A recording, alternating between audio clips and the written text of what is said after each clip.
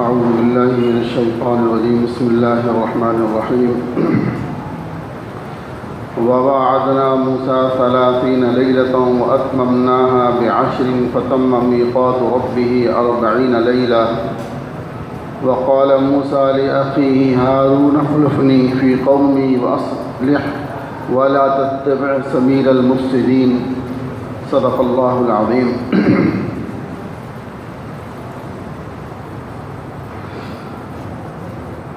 سورہ اعراف کا خلاصہ بیان ہو رہا تھا.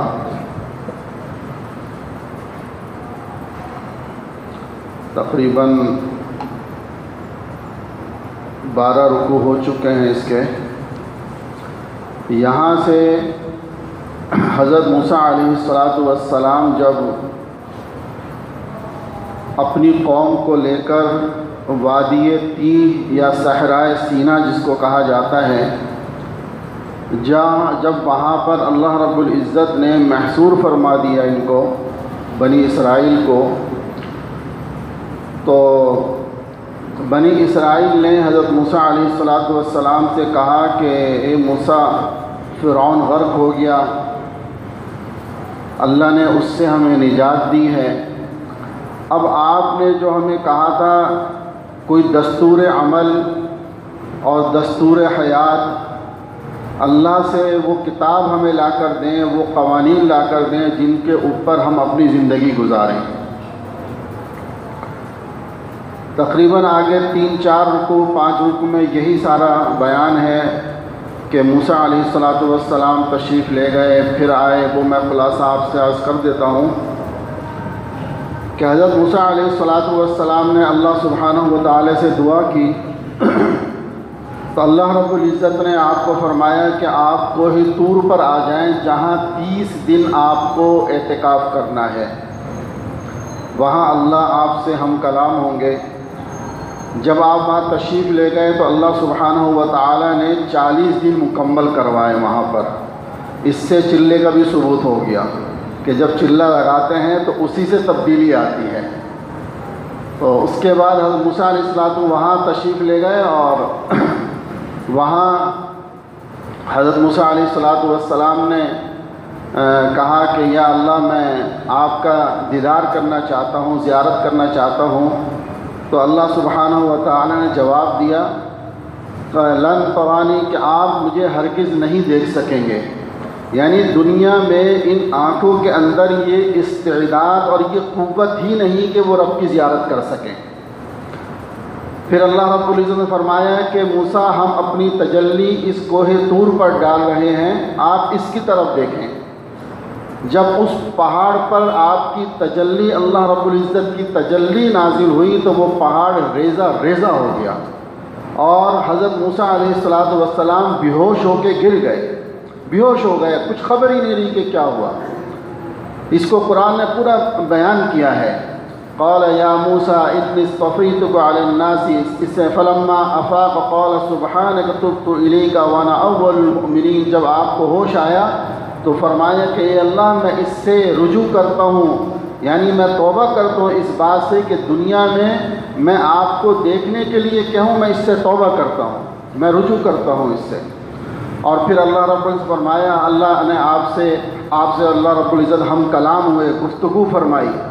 اور 40 دن کے بعد آپ کو تختیوں کے اوپر تورات لکھی ہوئی دی گئی، تختیوں کی صورت میں لکھی ہوئی تھی تختیوں پر. آپ وہ لے کر جب اپنے قوم میں واپس تشریف لائے. حقیقت یہ ہے مجھے تو بہت مزہ آ رہا ہے اس تفسیر کو بیان کرنے میں، اور دل یہ چاہتا ہے ایک ایک آیت کو کھول کھول کر بیان کیا جائے، لیکن ظاہری بات ہے وقت بھی اتنا نہیں ہوتا، سب تھکے ہوئے بھی ہوتے ہیں، اس لیے خلاصے کے طور پر بیان کرتا ہوں. لیکن تسلی نہیں ہوتی. انشاءاللہ ارادہ کیا ہے، اللہ نے زندگی عطا فرمائے اور اللہ قبول فرمائے. عید کے بعد انشاءاللہ درس قرآن کا سلسلہ شروع کریں گے، اس میں پھر انشاءاللہ تفصیلات جو ہے نا وہ آتی رہیں گی. ابھی خلاصے پر ہی گزارا کرنا پڑے گا مجھے بھی اور آپ کو بھی. تو اس میں جب موسیٰ علیہ السلام واپس تشریف لائے، پیچھے سے قوم نے یہ زیادتی کی. بنی اسرائیل بڑی عجیب و غریب قوم تھی، لیکن جب میں غور کرتا ہوں تو یقین جانیں کہ ان کی باتیں اور ہماری باتوں میں زیادہ فرق نظر نہیں آتا. یعنی ان کی نافرمانیوں میں اور ہماری نافرمانیوں میں زیادہ فرق نظر نہیں آتا، صرف یہ امت محمدیہ صلی اللہ علیہ وسلم کی خصوصیت کہہ لیں، اور اللہ کے رسول علیہ الصلاۃ والسلام کے ساتھ رب کریم کا جو تعلق کہ اللہ نے آپ کی برکت سے اس امت کو یکدم ختم کرنے کے لیے منع فرما دیا کہ میں ایسا نہیں کروں گا، یعنی یہ اللہ کا فضل ہے ہمارے اوپر، آپ کے محبوب کی وجہ سے کہ اللہ رب العزت نے فرمایا کہ میں اس امت کو ایک صفحہ ہستی سے یکدم نہیں مٹاؤں گا، ورنہ ہماری بدعمالیوں میں کوئی کسر باقی نہیں ہے۔ جتنے بھی بڑے بڑے گناہ جو آپ دیکھیں بنی اسرائیل میں تھے، آج وہ سارے گناہ ہمارے اندر پائے جاتے ہیں، یعنی بعض ایک ایک گناہ، مثلا قوم لوط ہے، قوم لوط کے اوپر عذاب آیا کہ پتھر ان کے اوپر برسائے گئے، ان کا گناہ کیا تھا؟ جنس پرستی، جنس پرستی ان کا گناہ تھا جس کے اندر وہ مبتلا تھے، جس کی وجہ سے اللہ نے پوری قوم کو تباہ کر دیا۔ آج یہ گناہ دیکھنا آج ہمارے اندر کتنا ہے یہ گناہ۔ اللہ تعالیٰ سب کی حفاظت فرمائے کہ غیر ممالک میں تو جو قوانین بن رہے ہیں سو بن رہے ہیں، مسلم ممالک کے اندر بھی بعض بدبخت ایسے اٹھ رہے ہیں جو یہ تحریکیں چلا رہے ہیں کہ جی یہاں پر ہمیں اس چیز کی اجازت دی جائے۔ یہ اللہ کا عذاب نہیں، لیکن اس رب کی یہ کریمی ہے، اس کا حلم ہے، یہ اس کی بردباری ہے، اور رحمت للعالمین صلی اللہ علیہ وسلم کی یہ محبت کہ اللہ نے اپنے محبوب کی وجہ سے ہمیں چھوڑا ہوا ہے کہ نہیں میں تمہیں ایک ساتھ ختم نہیں کروں گا، میرے محبوب کی وجہ سے تمہیں ڈھیل دی جا رہی ہے۔ تو بہرحال پیچھے اس قوم نے ایک سامری جادوگر کے بہکائے میں آ کر ایک بچھڑے کی پوجا شروع کر دی۔ اس کا واقعہ انشاءاللہ غالباً سورہ طٰہٰ وغیرہ کے اندر تفصیل سے آئے گا، یہاں صرف اتنا ہی سمجھ لیں کہ انہوں نے بچھڑے کی پوجا شروع کر دی۔ جب موسیٰ علیہ السلام واپس لوٹے تو دیکھا کہ یہ میری قوم بچھڑے کی پوجا میں لگی ہوئی ہے، تو آپ حضرت ہارون علیہ السلام پر جو آپ کے بھائی بھی تھے چھوٹے اور پیچھے آپ ان کو مقرر کر کے گئے تھے، آپ ان پر ناراض ہوئے اور فرمایا کہ یہ کیا کیا؟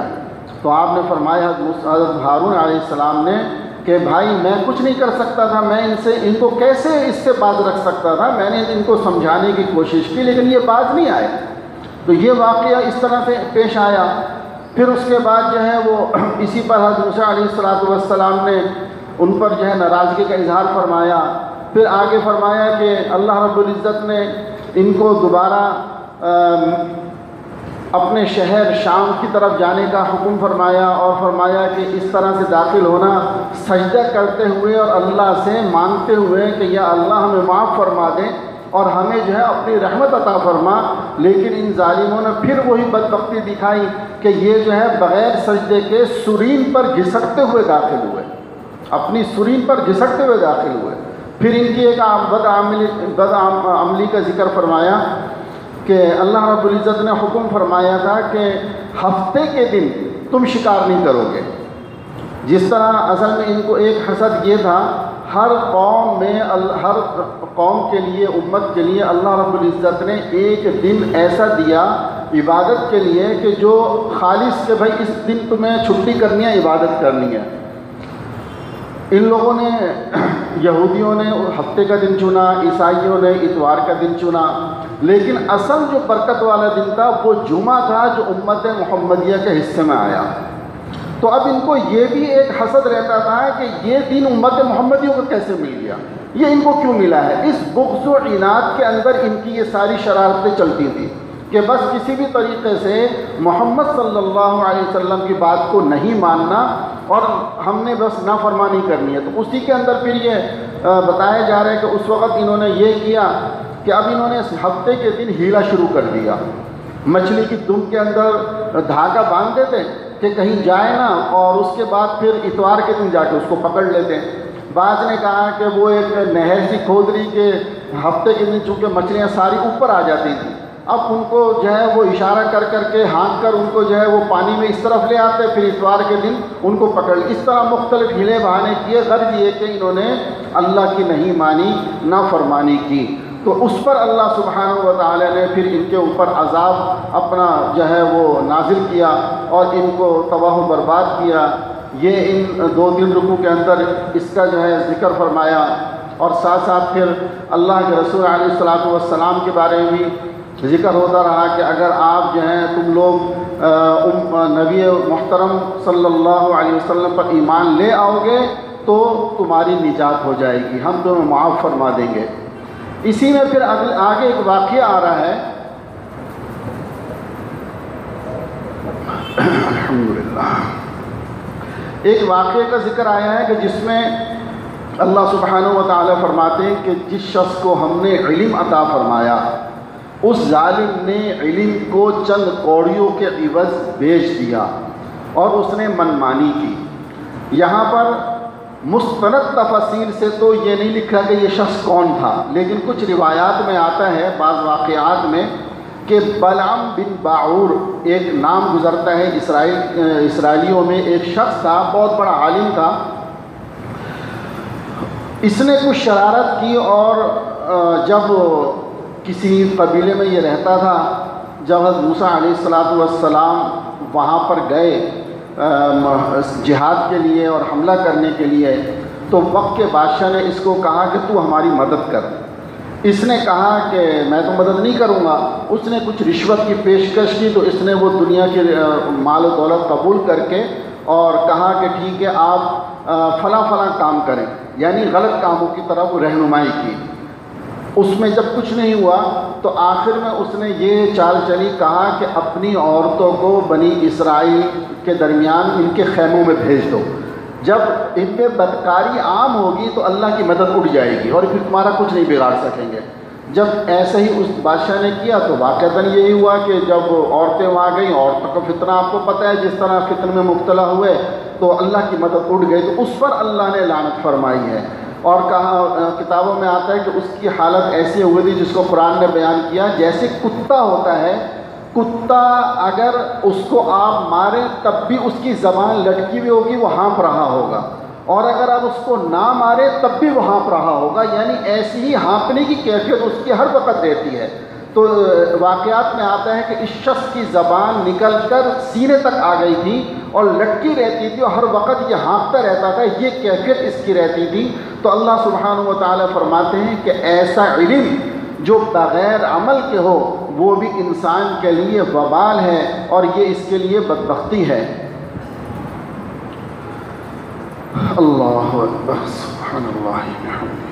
بہرحال اسی طرح سے یہ واقعات اس میں ان کا تذکرہ ہوا۔ آگے پھر ایک آیت میں اللہ سبحانہ و تعالیٰ نے اپنے محبوب رحمۃ للعالمین صلی اللہ علیہ وسلم کو فرمایا کہ آپ سے یہ لوگ سوال کرتے ہیں کہ قیامت کب آئے گی، آپ ان کو بتا دیں کہ قیامت کا جو متعین وقت ہے وہ کسی کو نہیں معلوم ہے، یہ صرف اللہ ہی کو معلوم ہے۔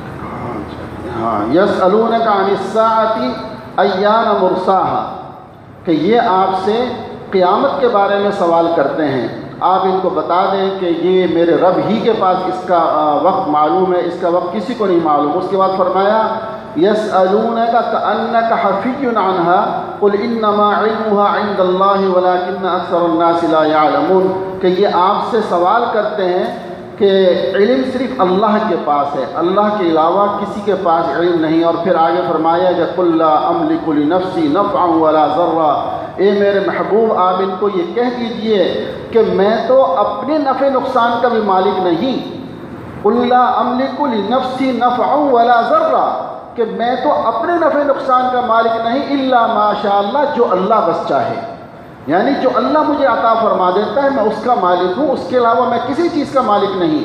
وَلَوْ كُنْتُ أَعْلَمُ الْغَيْبَ لَاسْتَكْثَرْتُ مِنَ الْخَيْرِ، اور فرمایا اگر میرے پاس غیب کا علم ہوتا، یعنی سارا کا سارا غیب اگر مجھے معلوم ہوتا تو میں اپنے لیے بہت اچھی چیزیں نہ جمع کر لیتا، یعنی میں ساری خیر کے لیے خیر کی چیزیں اپنے لیے جمع کر لیتا۔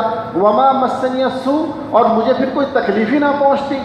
اب دیکھیں کتنا واضح طور پر اللہ رب العزت نے بتا دیا، یہ سمجھا دیا کہ یاد رکھو میں جس طرح اپنی ذات میں یکتا ہوں، ایک ہوں، میرا کوئی شریک نہیں، ایسے ہی میری صفات میں بھی کوئی شریک نہیں، سوائے اس کے کہ جو میں نے علم دے دیا۔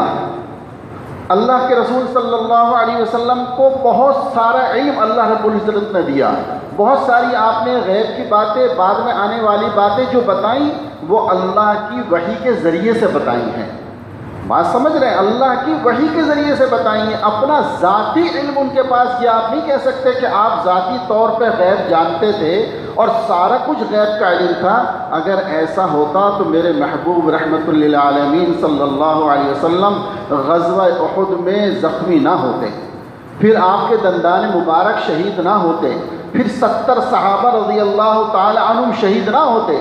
جب آپ کو اگر یہ پتہ ہوتا کہ جی آگے جنگ ہونے والی ہے اور اس میں بھی زخمی ہوں گا، میرے دانت بھی شہید ہوں گے، میرے جو ہے وہ خود کی کڑیاں گھس جائیں گی، میرے 70 صحابہ مجھ سے جدا ہو جائیں گے، تو فرمایا کہ پھر تو جو ہے وہ میں ان سب کو بچا نہ لیتا، یعنی سب خیر میں جمع نہ کر لیتا۔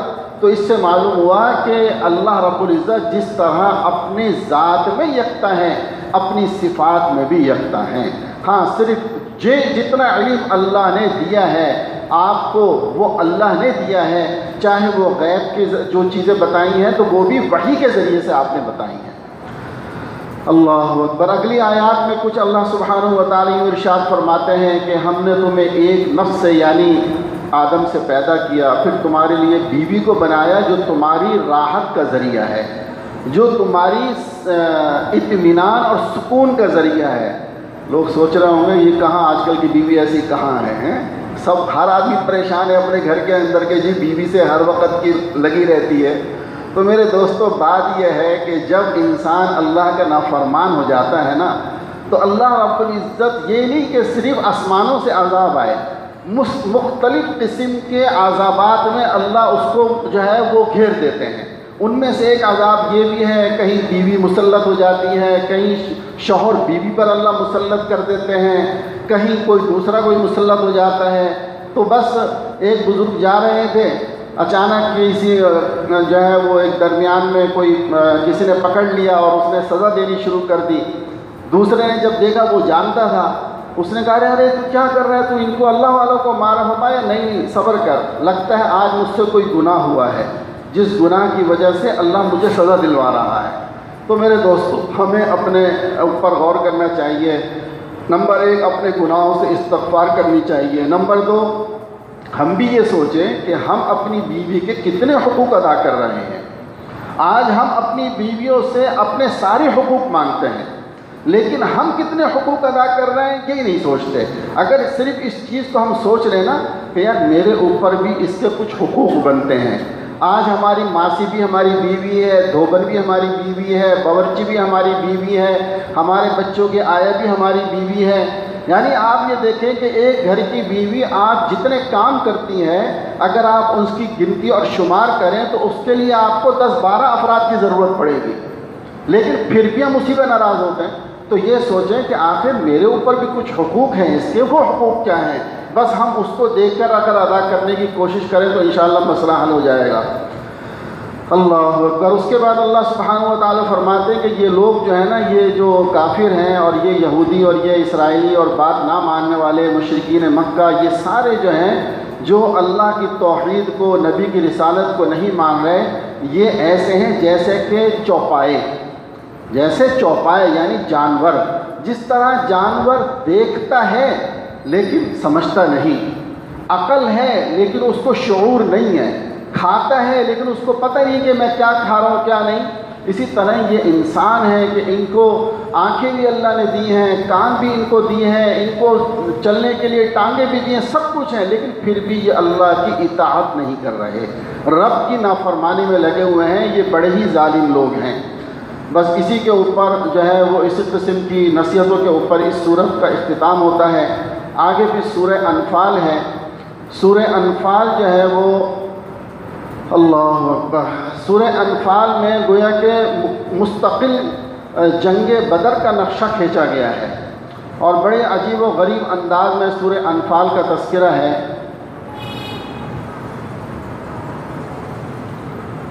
اللہ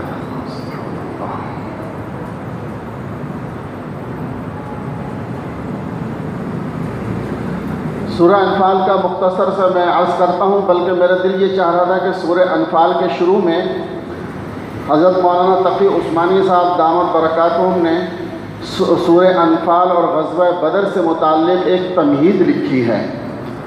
میرا دل چاہ رہا تھا کہ میں وہ تھوڑی سی آپ کو پڑھ کر سنا دوں، چونکہ بہت اہم، یہ اسلام کی سب سے پہلا غزوہ تھا جو حق اور باطل کو ظاہر کرنے کے لیے ہوا کہ حق کیا ہے اور باطل کیا ہے، کن حالات میں یہ غزوہ پیش آیا، اس کی تھوڑی سی تمہید ہے جو حضرت نے لکھی ہے۔ میں وہ پڑھ کے آج سناتا ہوں، باقی پھر کچھ رہ گئی باتیں تو انشاءاللہ کل عرض کر دوں گا۔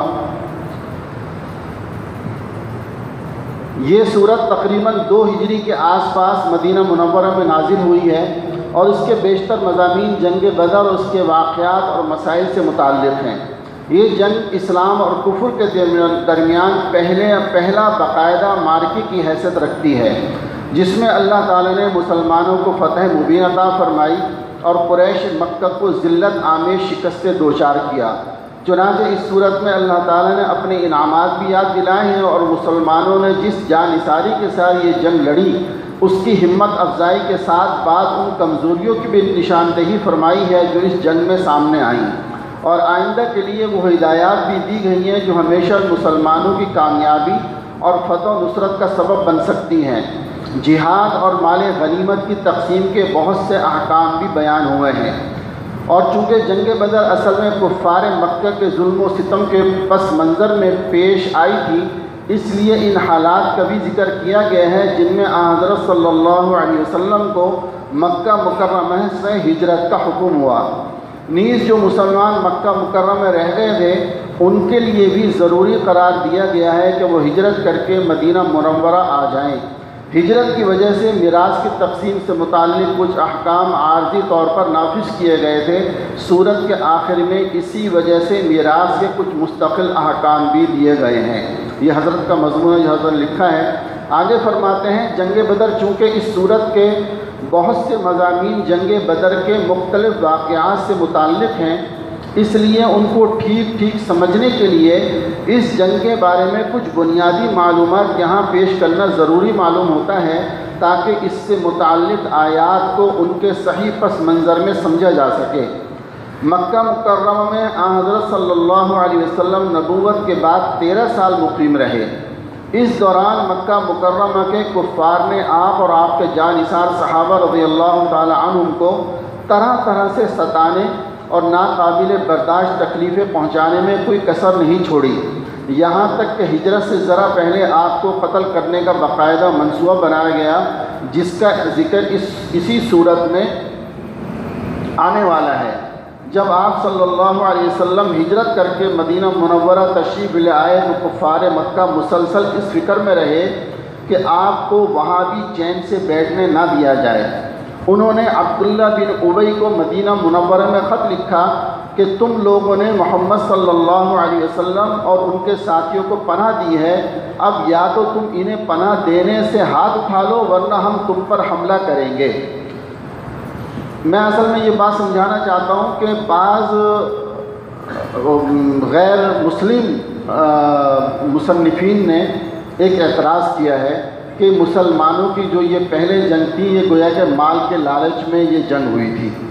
اس قسم کے کچھ اعتراضات کیے ہیں، اور اسی اعتراضات میں کچھ ہمارے مسلمان مصنفین بھی بہہ گئے ہیں۔ حضرت نے اس کی وضاحت کی ہے کہ پہلے اس ماحول کو سمجھے کہ جس ماحول میں اللہ کے رسول صلی اللہ علیہ وسلم مکہ مکرمہ سے ہجرت کر کے مدینہ منورہ آ رہے ہیں، کہ 13 سال ان کے ظلم و ستم کو برداشت کرتے رہے۔ آخر مکہ چھوڑ کر آپ تشریف لے آئے مدینے میں، لیکن اب بھی ان کو چین نہیں آیا، اور مستقل وہ اس سازش میں رہے کہ کس طریقے سے ہم ان کو مدینے میں جا کر جو ہے وہ شکست دیں اور ان کو نکال سکیں۔ تو انہوں نے پہلے عبداللہ بن ابی وغیرہ کو کہا، اور پھر اس کے بعد ان سے کہا کہ تم ان سے ہاتھ اٹھا لو ورنہ ہم تم پر حملہ کریں گے۔ انصار میں سے اوس کے قبیلے کے سردار حضرت سعد بن معاذ رضی اللہ تعالی عنہ ایک مرتبہ مکہ مکرمہ گئے تو عین طواف کے دوران ابو جہل نے ان سے کہا کہ تم نے ہمارے دشمنوں کو پناہ دے رکھی ہے، اور اگر تم ہمارے ایک سردار کی پناہ میں نہ ہوتے تو زندہ واپس نہیں جا سکتے تھے، جس کا مطلب یہ تھا کہ آئندہ اگر مدینہ منورہ کا کوئی آدمی مکہ مکرمہ آئے گا تو اسے قتل کر دیا جائے گا۔ حضرت سعد بن معاذ رضی اللہ تعالی عنہ نے اس کے جواب میں ابو جہل سے کہہ دیا کہ اگر تم ہمارے آدمیوں کو مکہ مکرمہ آنے سے روکو گے تو ہم تمہارے لیے اس سے بھی بڑی رکاوٹ کھڑی کر دیں گے، یعنی تم تجارتی قافلے لے کر جب شام جاتے ہو تو تمہارا راستہ مدینہ منورہ کے قریب سے گزرتا ہے، اب ہم تمہارے قافلوں کو روکنے اور ان پر حملہ کرنے میں آزاد ہوں گے۔ یہ ہے اصل بات کہ اگر تم ہمیں نہیں آنے دو گے اور ہمیں تکلیف دو گے تو یاد رکھو تمہارے قافلے مدینہ منورہ کے قریب سے گزرتے ہیں شام جانے کے لیے، ہم ان قافلوں کو روکیں گے۔ پھر گویا کہ اعلان جنگ ہو گیا کہ اگر تم ایسا کرو گے تو پھر ہم بھی ایسا کریں گے۔ اللہ اکبر۔ کتاب بخاری کتاب المغازی وغیرہ میں یہ ساری تفصیلات ہیں۔ اس کے بعد کفار مکہ کے کچھ دستے مدینہ منورہ کے آس پاس آئے اور مسلمانوں کے مویشی لوٹ کر لے گئے۔ یہ جنگ بدر سے پہلے کی بات ہے۔ حالات کے اس پس منظر میں ابو سفیان جو اس وقت کفار مکہ کا سردار تھا، ایک بڑا بھاری تجارتی قافلہ لے کر شام گیا۔ اس قافلے میں مکہ مکرمہ کے ہر مرد و عورت نے سونا چاندی جمع کر کے تجارت میں شرکت کی غرض سے بھیجا تھا۔ یہ قافلہ شام سے 100% نفع کما کر واپس آ رہا تھا۔ یہ قافلہ 1000 اونٹوں پر مشتمل تھا اور 50,000 دینار کا سامان لا رہا تھا، اور اس کے ساتھ 40 مسلح افراد اس کی حفاظت پر متعین تھے۔ یعنی مشرکین مکہ نے یہ مشورہ کر کے قافلہ بھیجا کہ بھائی ایک آخری جنگ کرنی ہے، لہذا سب چندہ جمع کرو، وہ قافلہ شام جائے، وہاں سے جتنا بھی اس مال کا نفع ہوگا اس نفع سے جنگ کی تیاری کریں گے، اسلحہ خریدیں گے اور اپنا لشکر تیار کر کے مدینے پر چڑھائی کریں گے۔ اس لیے یہ لوگ گئے۔ جب آن حضرت صلی اللہ علیہ وسلم کو اس قافلے کی واپسی کا پتہ چلا تو حضرت سعد بن معاذ رضی اللہ تعالی عنہ کے چیلنج کے مطابق آپ نے اس قافلے پر حملہ کرنے کا ارادہ فرمایا۔ اس کے لیے باقاعدہ سپاہیوں کی بھرتی کا موقع نہیں تھا، اس لیے وقت پر جتنے صحابہ تیار ہو سکے ان کی تعداد 313 تھی۔ کل 17 اونٹ اور 2 گھوڑے تھے، 60 زرہیں تھیں۔ اس مختصر سامان کے ساتھ اب آپ مدینہ منورہ سے نکلے۔ یعنی جنگ کے ارادے نہیں تھا کہ کوئی لشکر آ رہا ہے، بلکہ یہ تھا کہ اس قافلے کو روکنا ہے جو تجارت کا مال لے کر جا رہا ہے۔ اگر یہ مکے پہنچ گیا تو یہ سارا مال مسلمانوں سے جنگ کرنے میں کام آئے گا، مسلمانوں کو تباہ کرنے میں کام آئے گا۔ جیسے آج نہیں کرتے، یہ جو امریکہ کیا کر رہا ہے کہ جی ہمارے تحفظات ہیں، صدام عراق پر حملہ کر دیا، کیوں جی یہاں پر ہتھیار بن رہے ہیں جو ہمیں تباہ کر سکتے ہیں۔ افغانستان پر حملہ کر دیا، کیوں کہ جی یہاں کے طالبان، یہاں کا شیخ اسامہ فلاں یہ ہمارے لیے نقصان دے سکتے ہیں۔ یعنی اپنی جس کو حفظ ما تقدم، یعنی اپنی سیفٹی کے لیے دوسروں پر حملہ کر رہے ہیں کہ جی ہمیں یہ حق حاصل ہے کہ ہم اپنے اور اپنے عوام اور اپنے لوگوں کی حفاظت کے لیے مسلمانوں پر حملہ کریں، جہاں چاہتے ہیں گھس جاتے ہیں، یہ کہہ کر جی ہمیں اپنی سیفٹی کا حق حاصل ہے۔ تو کیا مسلمانوں کو کوئی حق حاصل نہیں ہے؟ کیا مسلمان للو پنجو رہے؟ تو اللہ کے نبی علیہ الصلوۃ والسلام نے یہ اس وقت بتا دیا کہ دیکھو جب تمہیں کسی سے خطرہ ہو کہ یہ مسلمانوں کی تباہی کا باعث بنیں گے، لہٰذا ان کو مت چھوڑو۔ میرے محترم، اسلام کوئی دفاع کے لیے نہیں آیا تھا کہ بس دفاع کرتے رہو۔ اسلام جو ہے وہ جارحیت، یعنی اسلام جو ہے وہ اٹیک کے لیے ہے کہ اگر تم یا تو اسلام قبول کرو، تم ہمارے بھائی ہو، ہم تمہارے ساتھ بھائیوں کی طرح ہیں، نہیں کرتے جزیہ دو، غلام بن کر رہو۔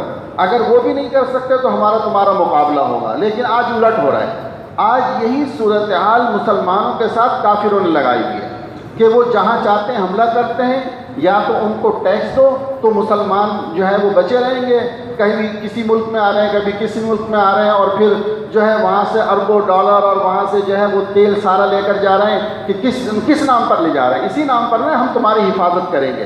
یعنی آج مسلمانوں نے جب اپنا کام چھوڑ دیا تو کفر نے وہی کام ہمارے ساتھ شروع کر دیا۔ تو بہرحال اللہ کے رسول علیہ الصلوۃ والسلام جو ہیں وہ اس مختصر سامان کے ساتھ آپ مدینہ منورہ سے روانہ ہوئے۔ یہاں یہ بات قابل ذکر ہے کہ بعض غیر مسلم مصنفین نے اس واقعے پر یہ اعتراض کیا ہے کہ ایک پرامن تجارتی قافلے پر حملہ کرنے کا کوئی جواز نہیں تھا۔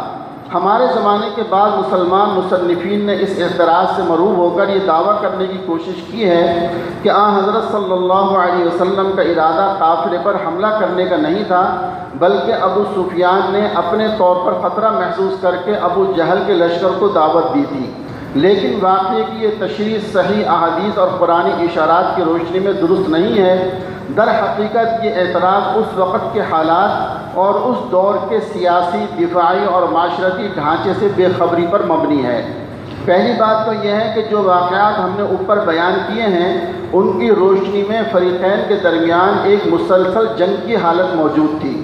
دونوں نے ایک دوسرے کو نہ صرف چیلنج دے رکھے تھے بلکہ کفار کی طرف سے عملی طور پر چھیڑ چھاڑ بھی شروع ہو چکی تھی۔ دوسرے حضرت سعد بن معاذ رضی اللہ تعالی عنہ پہلے سے انہیں متنبہ کر آئے تھے کہ وہ ان کے قافلوں پر حملہ کرنے کے لیے آزاد ہوں گے۔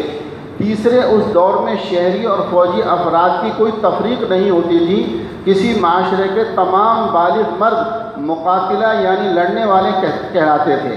چنانچہ قافلے کی سرکردگی ابو سفیان کے ہاتھ میں تھی، جو اس وقت حضرت صلی اللہ علیہ وسلم کا کھلا دشمن تھا، اور اس کے ساتھ 40 مسلح افراد میں سے ہر ایک قریش کے ان لوگوں میں سے تھا جو مسلمانوں کو ستانے میں پیش رہے تھے اور مسلمانوں کے خلاف جنگ کی تیاری کر رہے تھے۔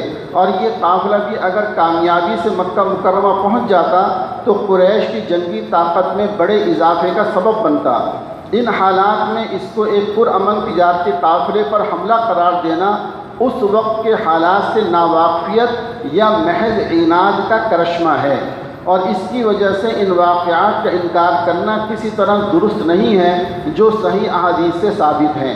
بہرحال جب ابو سفیان کو آپ کے ارادے کا اندازہ ہوا تو اس نے ایک طرف تو ایک تیز رفتار ایلچی ابو جہل کے پاس بھیج کر اس واقعے کی اطلاع دی اور اسے پورے لاؤ لشکر کے ساتھ آپ پر حملہ کرنے کا مشورہ دیا، اور دوسری طرف اپنے قافلے کا راستہ بدل کر بحر احمر کے ساحل کی طرف نکل گیا تاکہ وہاں سے چکر کاٹ کر مکہ مکرمہ پہنچ سکے۔ ابو جہل نے اس موقع کو غنیمت سمجھ کر ایک بڑا لشکر تیار کیا اور لوہے میں غرق ہو کر مدینہ منورہ کی طرف روانہ ہو گیا۔ حضرت صلی اللہ علیہ وسلم کو جب پتہ چلا کہ ابو سفیان تو قافلہ لے کر نکل چکا ہے اور ابو جہل کا لشکر آ رہا ہے تو آپ نے صحابہ رضی اللہ تعالی عنہم سے مشورہ کیا۔ سب نے یہی رائے دی کہ اب ابو جہل سے ایک فیصلہ کن معرکہ ہو جانا چاہیے۔ چنانچہ بدر کے مقام پر دونوں لشکروں کا مقابلہ ہوا۔ مسلمانوں کی تعداد اور ساز و سامان ابو جہل کے لشکر کے مقابلے میں کوئی حیثیت نہیں رکھتا تھا، لیکن اللہ تعالیٰ کے فضل و کرم سے مسلمانوں کو شاندار فتح حاصل ہوئی۔ ابو جہل سمیت قریش کے 70 سردار جو مسلمانوں کی دشمنی میں پیش تھے مارے گئے اور دوسرے 70 افراد گرفتار ہوئے، باقی لوگ میدان سے بھاگ کھڑے ہوئے۔ یہ ہے اس کی تھوڑی سی تفصیلات جس کو قرآن کریم نے آگے بیان کیا ہے، اور پورا نقشہ کھینچا ہے قرآن کریم نے کہ کس طریقے سے میدانوں کے اندر یہ لوگ آپس میں آمنے سامنے ہوئے، کس علاقے میں وہ کھڑے ہوئے، کس علاقے میں مسلمان، پھر کس طرح ان کا مقابلہ شروع ہوا۔ یہ ساری تفصیلات سورہ انفال کے اندر آئے گی، انشاءاللہ اس کو کل جو ہے وہ عرض کیا جائے گا۔ اللہ سبحانہ و تعالی ہم سب کو فہم سلیم عطا فرمائے، اور اللہ پاک ہمارے خصوصاً حکمرانوں کے اندر اللہ جذبہ جہاد زندہ فرمائے تاکہ ان کی سربراہی اور ان کے ساتھ جو ہے وہ مسلمان مل کر اور دوبارہ وہ اپنی عظمت رفتہ حاصل کر سکیں جو آج ہم سے گم ہو چکی ہے۔ وما علینا الا البلاغ۔